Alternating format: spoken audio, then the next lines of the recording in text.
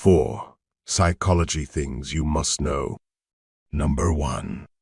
Self-awareness. Developing self-awareness involves recognizing and understanding your thoughts, emotions, and behaviors. It allows you to better understand yourself, your motivations, and your reactions to different situations.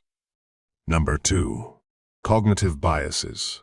Cognitive biases are systematic patterns of thinking that can influence our decision-making and perception of reality. Being aware of common biases like confirmation bias, favoring information that confirms existing beliefs, or availability bias, relying on readily available information, can help you make more objective and rational decisions. Number 3. Emotional intelligence. Emotional intelligence refers to the ability to recognize, understand, and manage emotions both in oneself and in others. Developing emotional intelligence can enhance interpersonal relationships, communication skills, and overall well-being. Number 4. Behaviorism.